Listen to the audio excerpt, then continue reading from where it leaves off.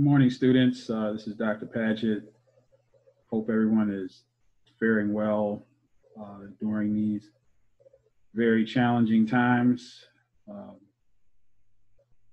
Today, I'm just going to provide you with a few tips and pointers on getting through writing assignment 6. So this is going to be the next to last assignment.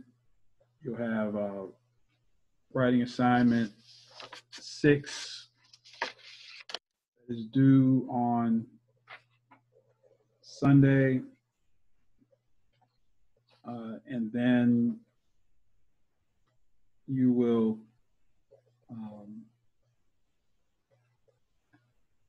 have a follow-up quiz covering the cultural and political geography of the Commonwealth of Independent States, including Russia. And then after that will be finals week, and then you will have a final project that will run from approximately the 27th of April until May 1st, and then May 1st will be the last day of class per se.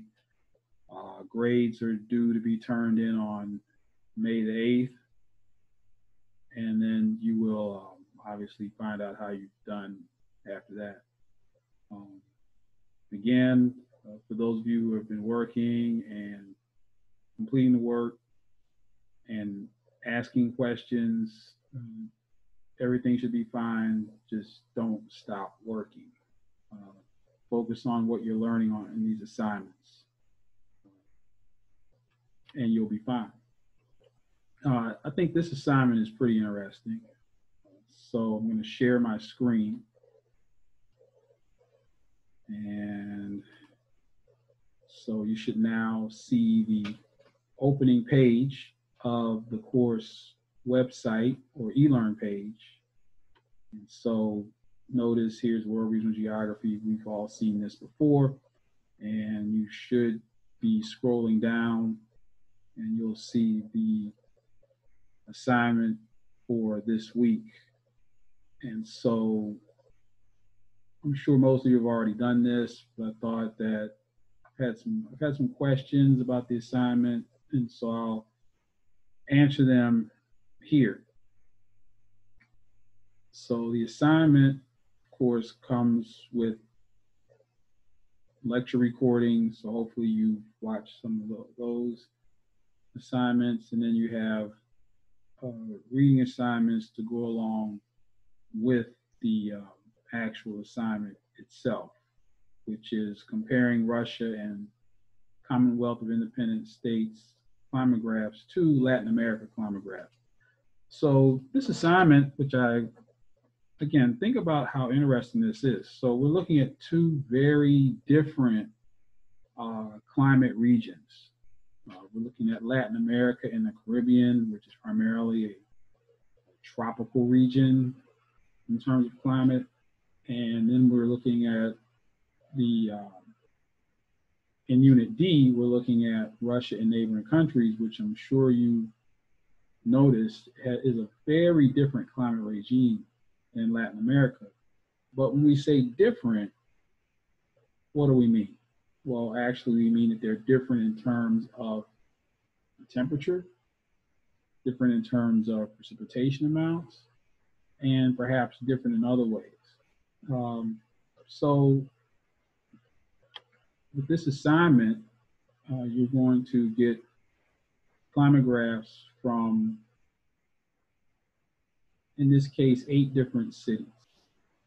Okay.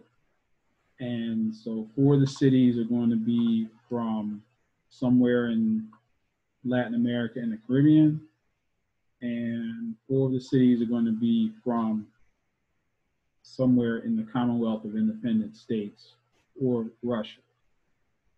So if you notice in the textbook, the unit on the Commonwealth of Independent States is divided into Russia, and then we have Central Asia, that's Kazakhstan, Turkmenistan, Tajikistan.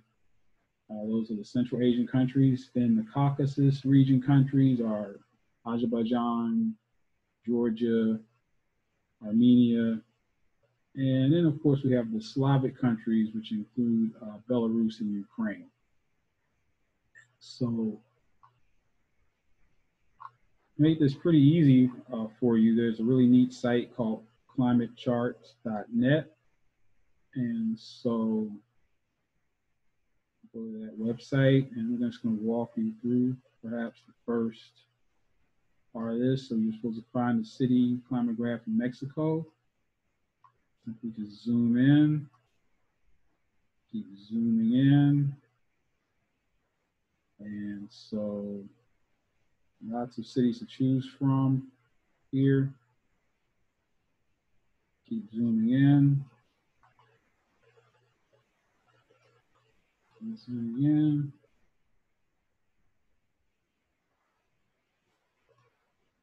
Let's find an interesting place.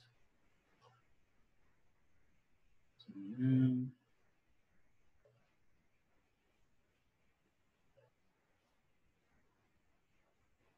Okay, let's see what city this is. Kind of hard to tell.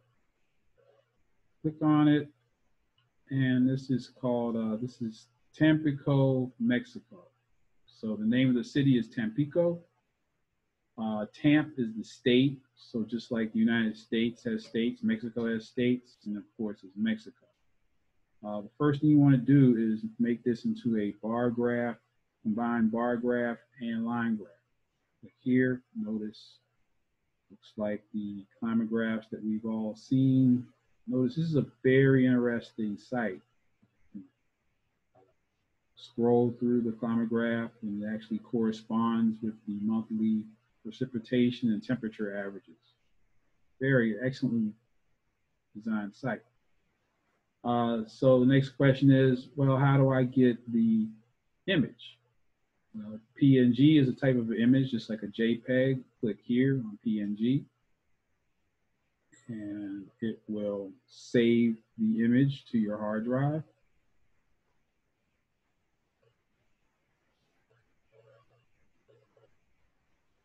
And this might take a couple of seconds, but all of you know how to do this. You save pictures all the time. It's not, and then there it is. And so, and then next you just simply save this. Since it's Tampico, Mexico, make a copy and save this somewhere on my hard drive.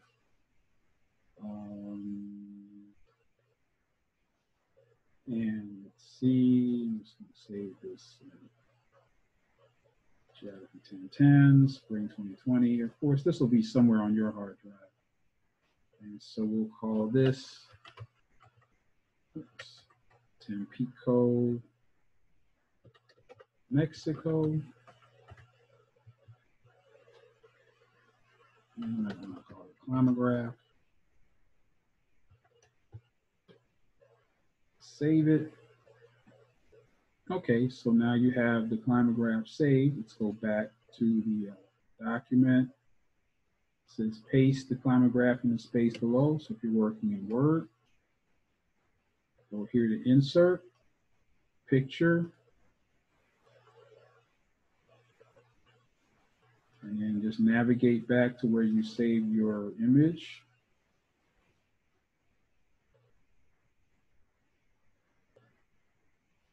And here it is, Tampico, Mexico Climagraph. Click Insert, and it pops right into your Word document. Now, of course, a map of the city and environs, you can simply get that from Google Maps. Here, let's see, let's go to Google Maps.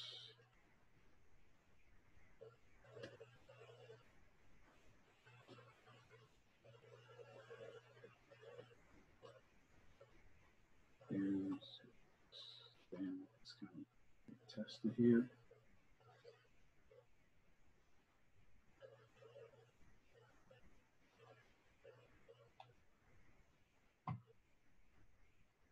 Google Maps. Let's type in Pico, Mexico.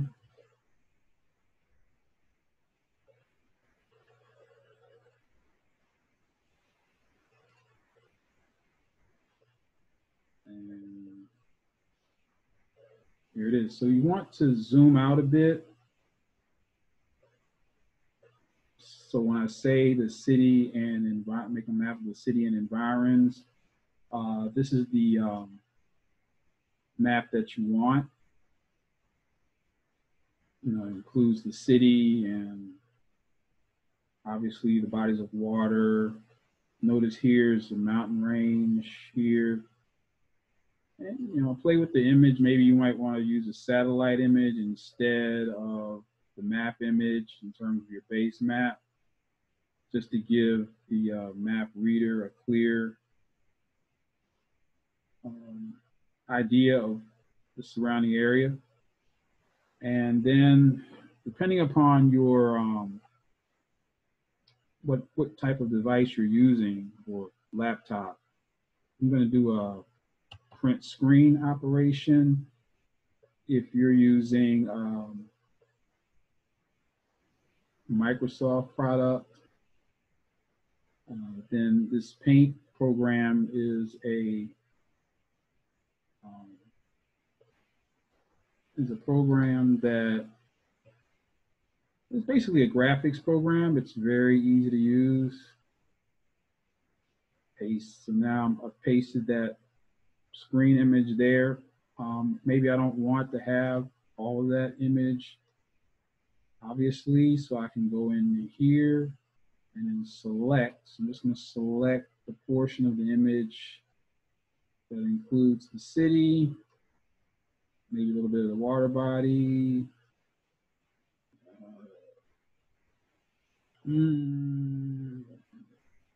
Really don't want me in there. I wanted to include the scale, but that's not going to happen.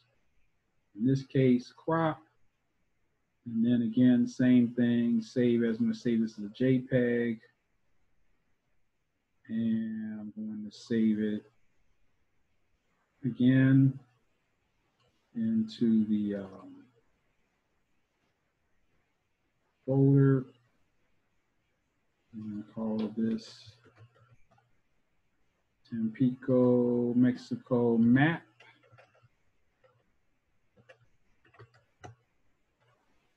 Save it. And so now that I go back to the assignment, paste the map in Word, insert, picture, Tampico, Mexico map, insert, and there you have the first city. And so I've probably been talking for about 10 minutes, maybe. So maybe not. So as you can see, it's relatively simple to get the data that you need and map for each city. So you do that for 8 cities, shouldn't take you very long. And next, you will write a 700 or more word paragraph where you consider the impact of climate controls upon the city's Climagraph data. And that, of course, includes the annual temperature, temperature range, annual precipitation distribution, etc. And we've talked about this. We've talked about the impact. We've talked about what the annual temperature is, average annual temperature is. So let's look at Tampico, Mexico. So this is in degrees Celsius, of course. And so the temperature mean is 25 degrees Celsius. And if you look at it in terms of that temperature, remember 20 degrees Celsius is about 70 degrees Fahrenheit. So this is close to 80 degrees Fahrenheit um, all year long. If you notice, there isn't a very wide temperature range here. Okay. Then let's look at precipitation. Precipitation is 1,079 millimeters. Remember, there's about 250 um, millimeters per inch. And so, excuse me, it's 25 millimeters per inch. So for, let's say, October, if there are 25 millimeters per inch, then in October they get about 4 inches of precipitation. So that kind of gives you an idea of how many inches of precipitation that there are. And then during the summer months, and then during the other half of the year, which we would call the winter months, notice precipitation is relatively low. Close to maybe a little over or around an inch per month. So start thinking about that when we start to do the analysis. And so mainly what I want you to do is consider, is just find the extremes. That would be the easiest thing for you to do. Find the city that has the most precipitation compared to one that has the least precipitation. And as a further tip, what I really want you to do is say find the city that has the most precipitation in Latin America or the Caribbean compared to the one that has the most precipitation perhaps in Russia and neighboring countries. Find the one that has the lowest temperature, average temperature in Russia and neighboring countries. Compare that to the city that has the lowest average temperature in Latin America. And then next we want to look at, well, why is that? Why does this city have this temperature range? And if you notice, Tampico, Mexico is on probably the leeward side of the Gulf of Mexico. And so what do we know? Cities that are on the leeward side of large bodies of water tend to have a narrow temperature range. And that's exactly what you're right. Precipitation amounts, Tampico's in an A climate region. So you also obviously want to go back and look at what Köppen climate region does this city fall into. So if we know that this is an A climate region, then we know that that's probably going to be a rainy climate region. Maybe it's in an AW climate region, which is seasonal. Which notice this place has a seasonal precipitation distribution. You might want to look at different categories. You might want to look at temperature, precipitation, temperature range, and then find a city that's at a relatively high elevation versus one that's low that are in these two different regions of the world. But remember, you're doing a comparative assessment of the data. Okay, look at the Climagraph, compare one Climagraph to the other, compare the mean temperatures, compare the temperature ranges, compare the precipitation amounts, compare the precipitation distributions, try to find extremes, wet to dry, wide temperature range, narrow temperature range. That way you'll have a lot to write. And then when you talk about temperature controls, one of the easiest ones is latitude. One of the temperature controls is latitude. Find the city that's closest to the equator, compare that to the one in the CIS that's farthest away from the equator, and look at the differences between those two climagraphs.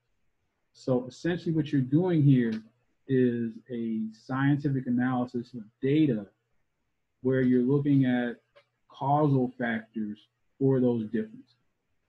Why does this climagraph in Russia have a very wide temperature range versus this one in Mexico that has a very narrow temperature range. Why is that? What are the influences? Well, you'll get the influences by reading these tutorials on climate control. And so here are just some of the climate controls. Orographic effects. Orographic effects are influences upon climate that are caused by mountain ranges. So we've learned about the rain shadow effect. We just learned that when you get higher in elevation, temperatures tend to be colder. Those things. So if you have any questions, please let me know as soon as possible. This is not a difficult assignment in terms of getting the data. But maybe you might have some questions when it comes to writing your essay. I'm going to stop my share. Okay, so again, this assignment is due on the 20th, which is Monday at 11:30 p.m. Hopefully, I know some of you have already started on it and asked me questions. Hopefully this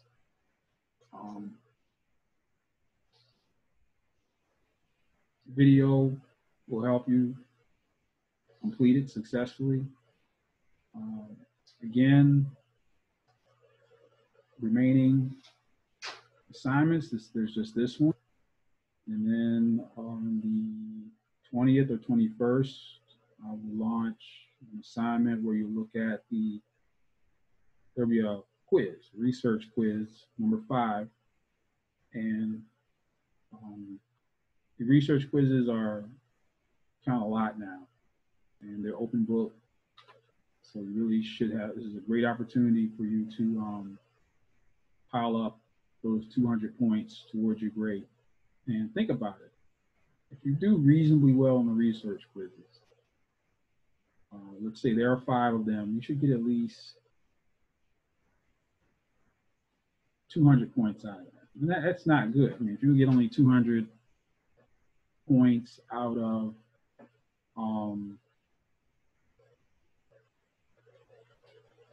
let's see, there's 5 research quizzes. Let me rephrase that. So each research quiz is worth 30 points. So 150 points max. Let's say you get 100 points, which is roughly 60%, right? Which is a 60 on the research quizzes, which would translate into 180 points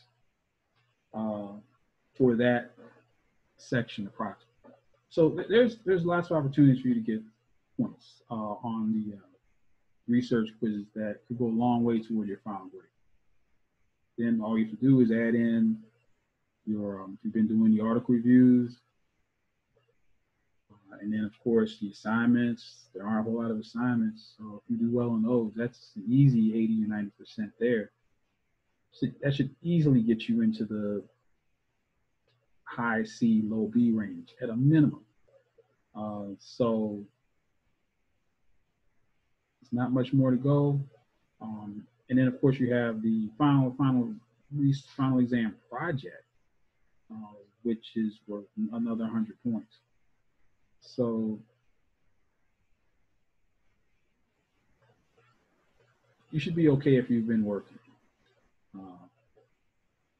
Again, hope everyone is well.